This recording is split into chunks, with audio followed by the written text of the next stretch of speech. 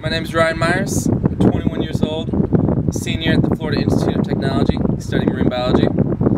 This here behind me is my river. This is where I grew up, St. Lucie Waterway. This is my dock, and this is my application for top hooker. My fishing experience. Well, I fished everywhere. I started out fishing mostly inshore in the Intercoastal Waterway, trout, snook, redfish, stuff like that, mostly inshore.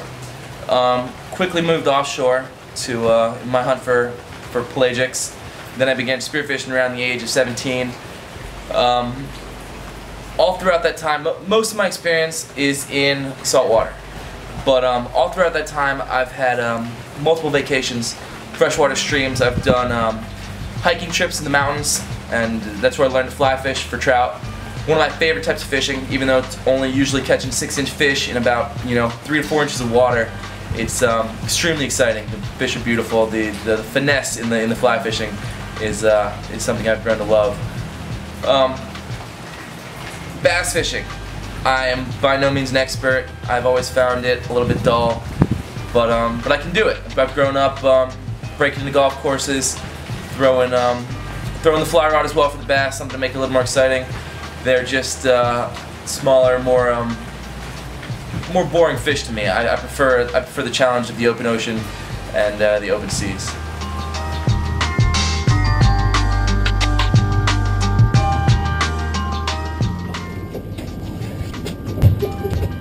Alright.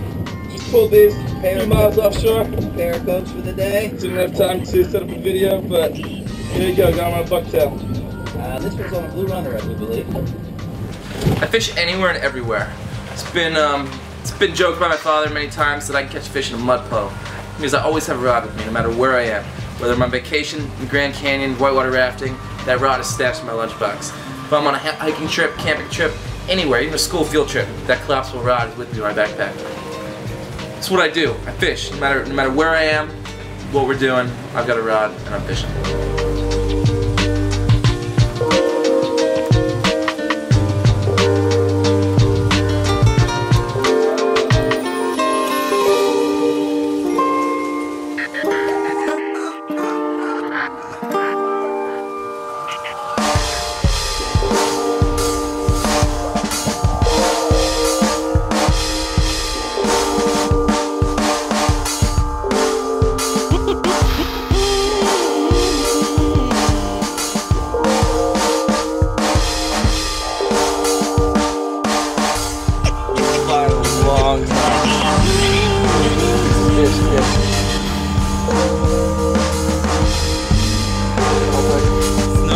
On the fly, on that little fly you just saw me make.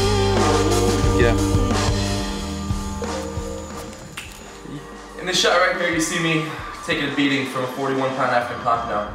It's one of my favorite fish I've ever caught, one of the ones I'm most proud of. It was only 4 pounds off the world record. I got 2 that day, as well as about a 6 or 8 pound mutton snapper. It was an excellent day.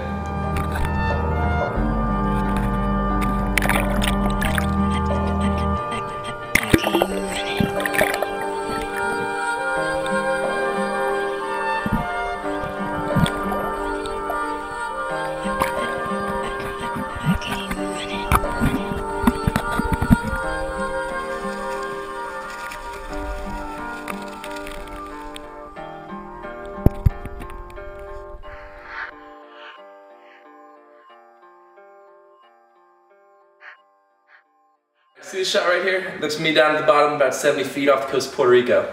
As you can see in that shot, I'm down there at the bottom taking a nap, because that's what I do. I go to the bottom and I sleep. That's how long I hold my breath. Yeah.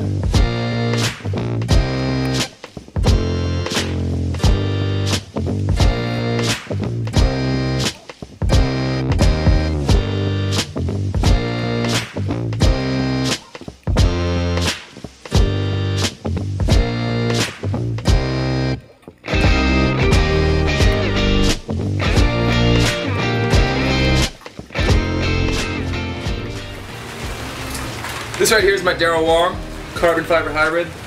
It's what makes killing all these fish possible. But the real secret to my arsenal are these guys right here. My carbon fiber dive bar fins.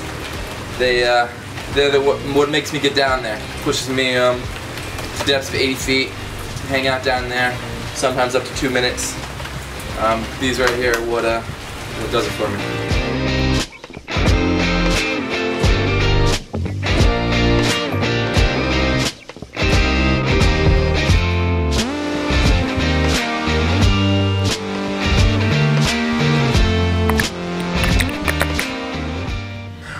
What makes me different? Why can I win this thing? Well, I have two things that nobody else has. None of the other competition. Number one is my freediving background. Number two is my marine biology background. Freediving causes me to spend a ridiculous amount of time in the water with the fish, watching them, being with them under the water. This lets me know where they live, where they sleep, where they eat, everything about them. I see it from below the surface, not just from above the surface, not just on my fish finder, but from an actual fish point of view in the water. For example, the other day we're diving a wreck in about 70 feet of water, free diving of course, and everybody knows large predator fish like to sit right behind the wreck, hanging out in the current, hanging out in that eddy, waiting for that easy meal to come by. I dive it, and I see that when there's an overabundance of predators, there's such competition for these bait fish, that you're going to have some of the stronger, more ideal species that we're looking for. Mud snapper, the cobia, they're going to be hanging out in front of that. They're going to be getting that first pick of the fish coming off, of the fish drifting right through that they want to eat. So when I'm fishing, that gives me an added advantage. I know that they're above it. They're not just below it. They're not the stronger, faster, smarter fish are waiting for that easy meal at the beginning, not just after the wreck, like is typically thought.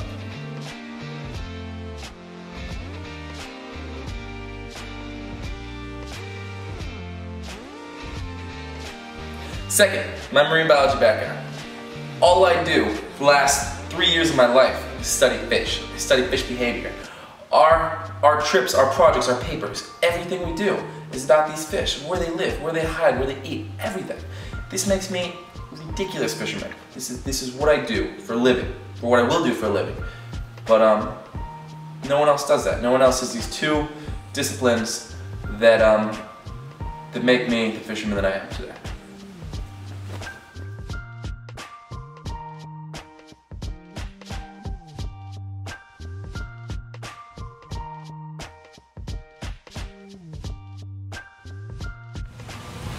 So about 2 weeks ago, I'm fishing with my buddy off of the Coast Hope Sound. We're in about 25 feet of water, and we were right on the edge of a protected area. So, sorry, no, boom.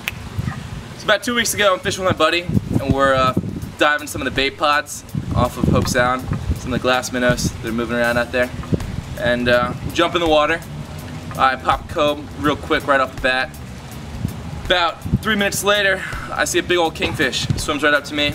I swore I wasn't gonna kill him because I didn't have a float line on at the time, and the last big king I shot without a float line just about killed me. But I couldn't help it. Popped him right in the face, took off, dragging me around for a little bit. But eventually I thought I had the upper hand. I went to pull him in, and as I'm working my way down the Dyneema, the shooting line, towards the fish, he had one last run left in him. He took off, and I had gloves on, but they were only to the tips of my fingers. I had a fingertip open, and he sliced all the way down to the bone. But I came to the top of the water, grabbed my finger, pretty much flop it over to the side. It was just barely hanging on there. And I look back in the water, I see my gun and my fish swimming away. So naturally I took off after it, and eventually caught up to him, grabbed my gun, wrestled the fish and my gun back to the boat, threw him in, went to the hospital. But there's dedication right there. I wasn't about to lose that fish, finger or not. So why am I the most adaptable fisherman? Well, I'm always willing to try something new. Doesn't matter what it is, I'm always learning. I've always got my iPhone in my hand, always Googling anything that comes to mind. Just for example, the other day, sitting with my buddy, and we're just messing with some reels, respooling stuff. And the anti reverse on the back of a reel. Who knows what that's for? Nobody. I have no idea. Asked my friend, he had no idea. So what do? Whip out the computer, look it up. It turns out it's designed for a very specific type of fishing, where you're fishing in heavy current and reeling the lure back into the waiting mouths of fish. Now the difference between this and traditional fishing is that the lure is actually working its way backwards. It's meant to resemble a fish fighting the current and losing, which supposedly, according to the net, is what turns those really big fish on. And so just the other day, we're in the Keys, went down there, and I tried it. That's what we do. You know, it's something new. We learn, we adapt, and that's what I did. It didn't work for me that time, but I'm sure it will in the future. Why can I win this thing? Well, I'm the most adaptable fisherman there is. Doesn't matter where I go in the world, whether I'm in Belize, Bahamas, Keys, anywhere I go, I catch fish. I'm truly MacGyver of my time. It's not anybody can fix an engine, build something with duct tape, do it with a band-aid, do it with a shoestring. It's me. Doesn't matter what challenges this competition throws at me, I can handle it, will excel, and totally destroy the competition.